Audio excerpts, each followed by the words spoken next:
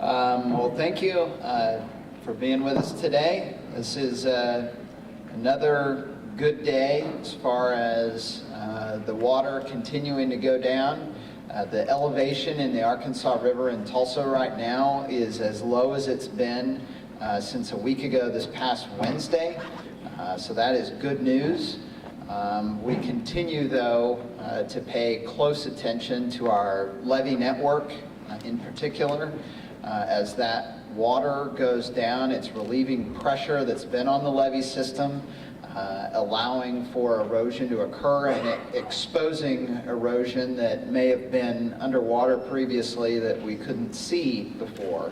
And I've been assured by the engineers that are on the scene and are looking at it that it doesn't present an immediate danger to folks who are behind the levee system right now, but what it does present is a need for quick repairs where they are out there doing rapid repairs as things come up, but there are some issues that have popped up from an erosion standpoint that are of a larger nature that are really going to require some significant work once the water is at the proper elevation. And we're doing all of this cognizant that we can expect more rain next week. The water in Keystone is going down steadily, but we're still in the upper limits of the flood pool in Keystone. So the capacity of that lake remains a concern as we move forward. The levee system has been through a tremendous amount of strain over the last 2 weeks. It is continuing to go through strain as the water goes down, and we want to make sure that it is in good, sound shape should we find ourselves in a similar situation with the need to release more water out of Keystone in the weeks or months ahead with the unpredictable rain that we've been having this season. So that, I would say from an overall risk standpoint, is the number one concern right now, and the area of focus that the Guard, the Corps of Engineers, the Levee District, and all of our emergency response team are focused on most keenly right now in the area. Now on the good news side of things, power is being restored in areas where it had been shut off. Folks are being allowed back into evacuated areas one at a time. We asked folks, there isn't going to be one big blanket, hey, everything's open, go back in. It will be done as each area has been identified as being safe for people to go back into. They'll be notified. We encourage folks to pay attention to the news and social media to see when those areas are secured and clear for re-entry. We have crews out right now clearing streets that had been flooded, that have a lot of mud and debris in them, clearing those out so they're safe for folks to drive on. Riverside Drive remains closed, and that is largely because we have pumps that are pumping water out of the stormwater system for the neighborhood behind the gathering place across Riverside Drive out into the Arkansas. We saw some flash flooding there night before last and had to bring in pumps to pump the system out into the Arkansas, and that's what allowed the water in that neighborhood. If you saw any of the pictures of it, it got very tall very quickly, but we were able to pump it before it impacted any homes, thankfully. So now we are in most parts of the city moving into a recovery stage. We have a lot of folks here today who will be talking about that, but I want to continue to encourage folks that if you I would encourage folks to pay attention to the notices that are put out about the areas that are safe. We won't know about the erosion in river parks until the water's at a safe level. We're seeing areas, sinkholes still forming right now. We just had one reported out on Charles Page Boulevard that's approximately 20 feet deep that was identified. And so as the water goes down, we're seeing sinkholes form, and so river parks is still not a safe place to go. It is still an active flood protection zone, and once it is safe, we'll let everybody know that they can go back in there. But for right now, it remains an unstable area for people to go into. I've had a lot of questions about what to do with sandbags. One, if you feel comfortable disposing of your sandbags, and I would caution, again, until we get that level in Keystone down to a comfortable level, I would caution against assuming that that everything is now in the history books. But if you're comfortable with disposing of sandbags, we encourage folks to just dump the sand in your yard in low-lying areas, and you can put the bags in your trash can. Now, to talk more about the latest updates on our levee system is Levee Commissioner John Fothergill. Thank you, Mayor. We are still actively working on the levees. We continue with repairs. We still have people walking the levees 24 hours a day, 7 days a week. And we will to try to identify any areas that need help. And so we are still actively working on the levees. We ask people stay away from the levees at this time. They are not a safe place to be, as we experience some sloughing at times from when the water recedes, and if it's taken any material out of the levee, then that part of the levee will fall down a bit. And so we ask people stay away from the levees still. We will continue to repair the levees until we feel like that we've got a hold of it, and that will continue for quite some time. We're looking at weeks at this point. So please stay out of the way so that the workers can get in there. We also, the whole community owes a giant debt of gratitude to the National Guard, who have helped not only with sandbagging, but walking the levees and taking on those missions wherever we ask them to go. They are continuing to fill sandbags at our levee yard as we want to have a big backstock of sandbags to be able to protect the levees going forward.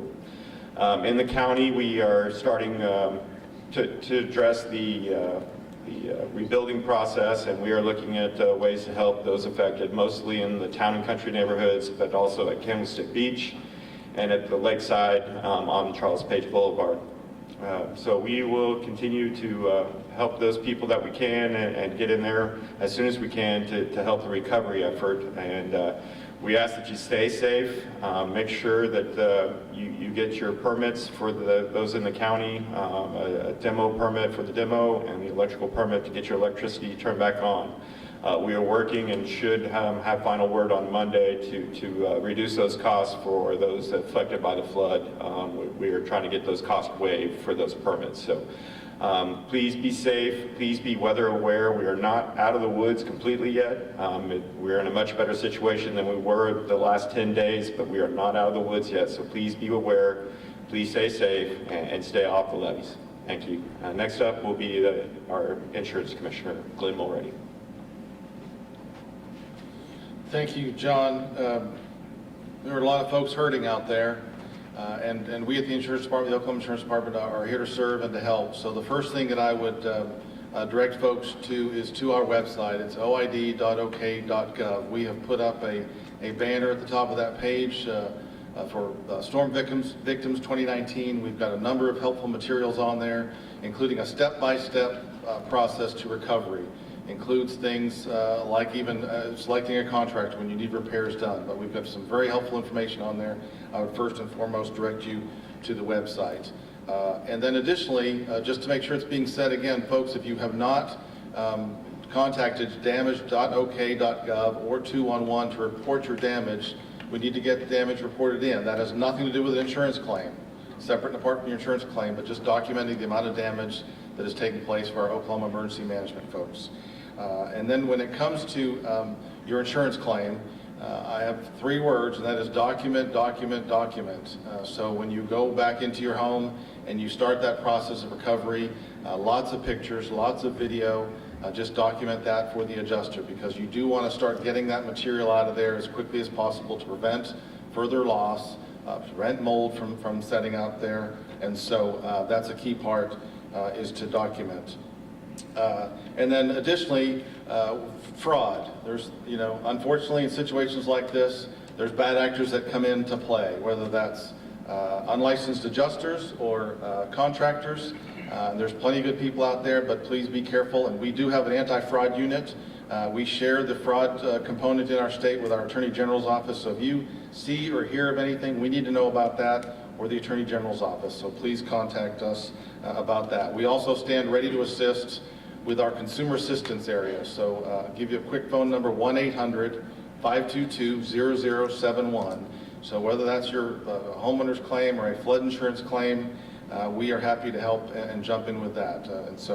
And then finally, I want folks to know that on May 24th, I issued a bulletin to all insurance companies doing business in our state that basically was a moratorium that told them that they are not allowed to cancel or non-renew any insurance policies over the next 30 days. When we've got folks out of their homes, they're displaced, it is unfair to those folks that somehow their policy might be canceled, and that applies to all insurance policies. That's not just your homeowners or your flood policy or anything like that. That includes your health insurance.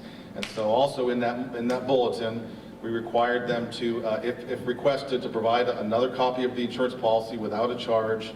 It talked about prescription drugs. A lot of folks might need to fulfill prescriptions prior to them being expired.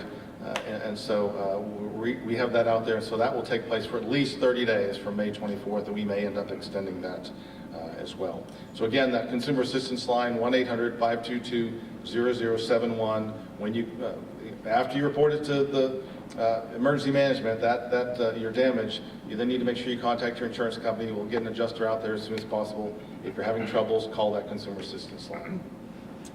Next up, we've got from the Tulsa County City Health Department, Dr. Bruce Darr. Thank you, Glenn. Good morning. So we are starting to get many calls about, as we move into the recovery phase, about what to do as you enter your home or your business that's been affected by floods. We have lots of flood safety tips and information on our website. Of course, everybody is aware that there could be possible foundation issues with their structure. Mold issues are definitely a possibility. But to read our list of tips and information we have, our website is www.tulsa-health.org/flood-safety. In addition, we've had lots of questions about tetanus shots and those who need it. If you've had a tetanus shot in the last 10 years, more than likely, unless you've had a serious wound, you won't need another tetanus shot. But we are offering tetanus shots to anybody who needs it, who's been affected by the flood. Additionally, we are partnering with the Oklahoma Caravan Foundation to deploy the Oklahoma Caravan Band to affected areas to provide tetanus at no cost to both responders, volunteers, and to the public.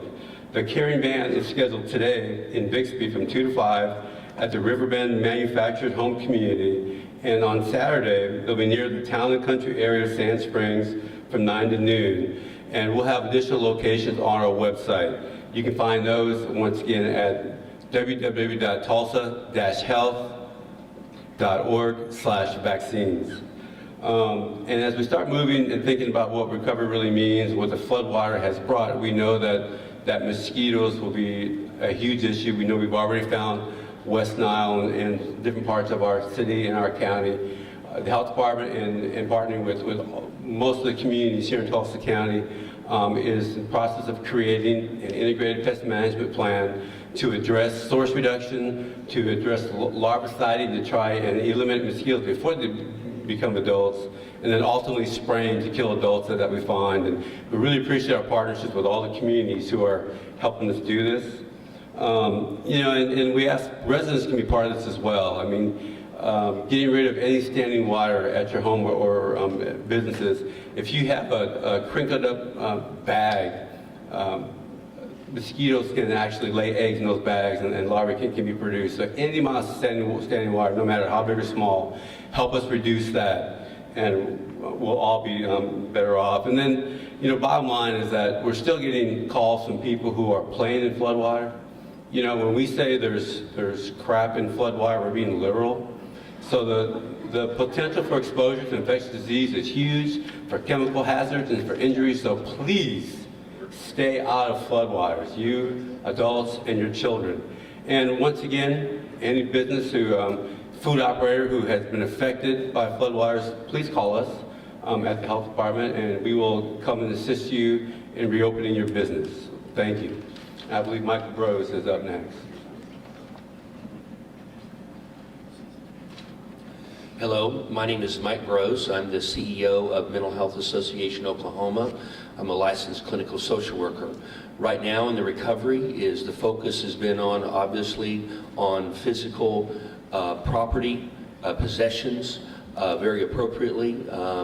But as we continue to move into recovery, there will begin to surface emotional fatigue, depression, anxiety. There will be temptations to self-medicate, to deal with the pain in the aftermath. We want to caution everyone, let them know that we, the Mental Health Association and our partners, are available to assist people, children issues, family, whatever it may be. We will be here as a part of that phase of the recovery. People can call 24/7-211, or they can call the Mental Health Association Oklahoma at 918-585-1213 and ask for our Mental Health Assistance Center. We are happy to help people figure out where and how to best assist them as a part of that recovery. We also are going to continue to extend ourselves to our first responders. They are very stressed, fatigued, and the work that they've been doing around the clock for a number of days now. We're very concerned about them, and we'll continue to monitor that and be available to our first responders also. Thank you, and I believe Joe is up next. I'm Joe Krolichek. I'm the director of the Tulsa Area Emergency Management Agency. First of all, I want to thank all of our partners who've come in and have been working this event diligently since it began. We've had not only local response community, but neighbors as far away as Texas have come up to provide assistance and help our responders, give them a little bit of break so they can get home and get a little bit of rest during this event. And so I just want to express how grateful we are, not just to the locals, but to all the neighbors who have stepped up and helped us in our time of need. And that brings me to wanting to thank the community. The community itself has been an amazing outreach, wanting to know how they can help, how they can volunteer, and we asked people to kind of hold off. We were going to come up with a volunteer plan. And so where we're looking at right now is that tomorrow morning on Saturday at 8 a.m. we're going to allow people back into the town and country neighborhood, and we're looking for volunteers to assist with muck out operations.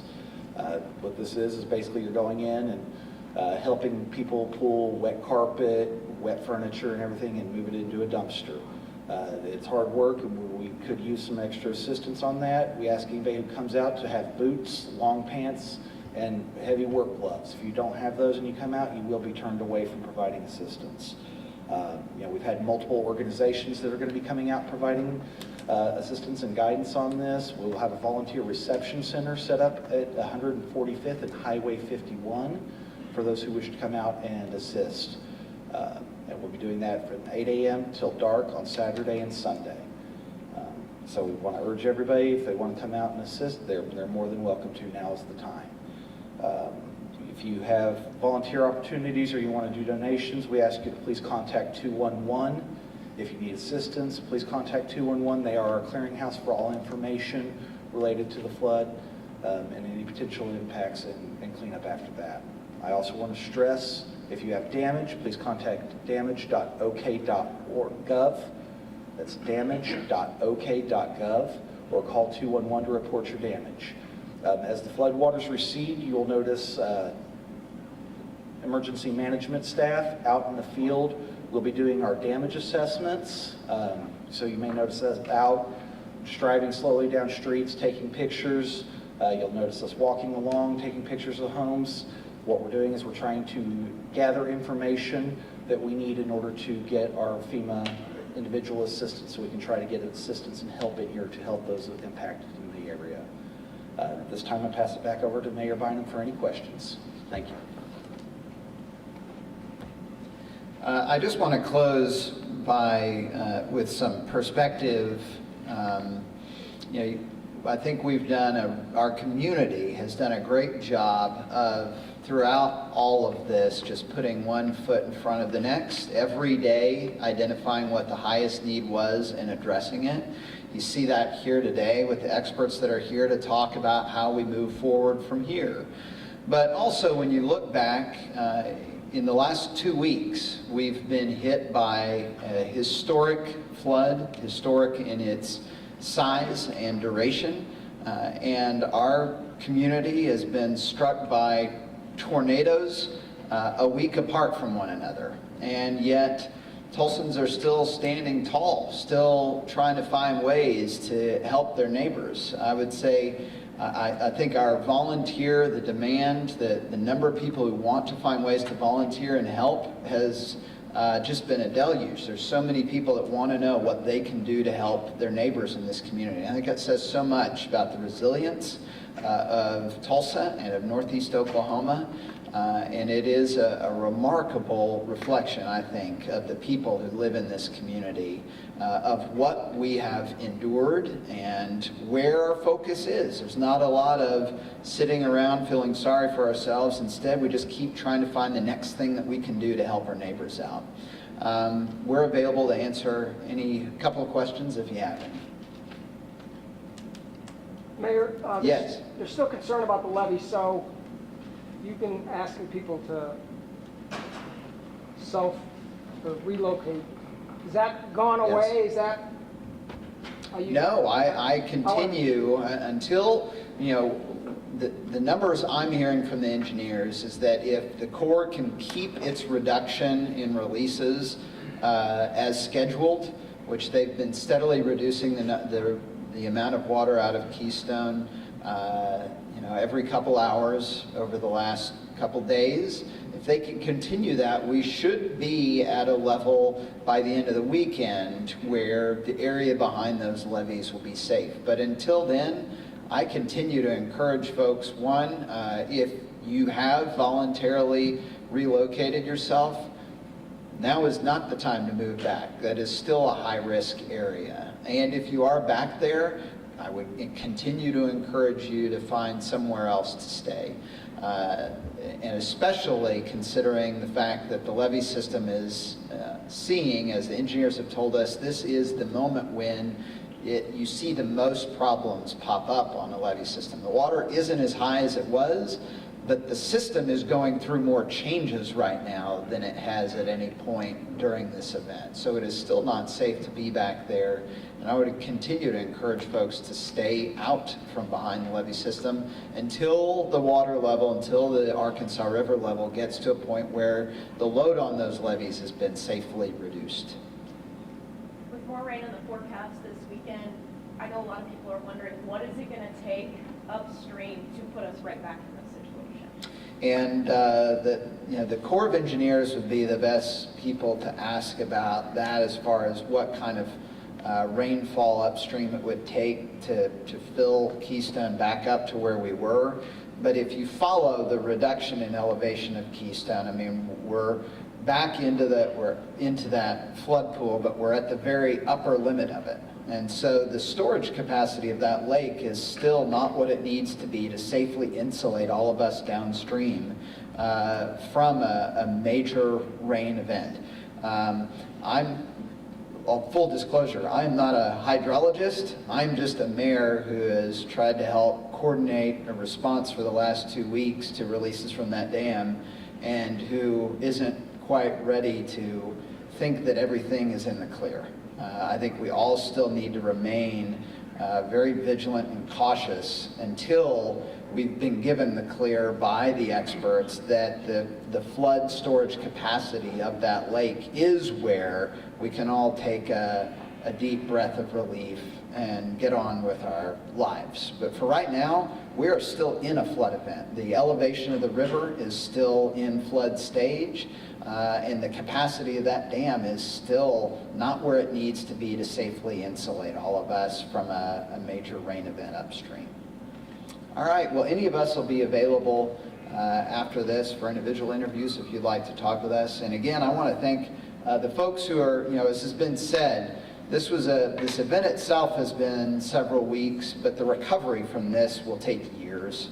And I really want to thank those who are stepping up, the Commissioner, Mental Health Association of Oklahoma, the Health Department, and the Tulsa Area Emergency Management Agency in particular, who are going to be leading so much of that important work in the months and years ahead.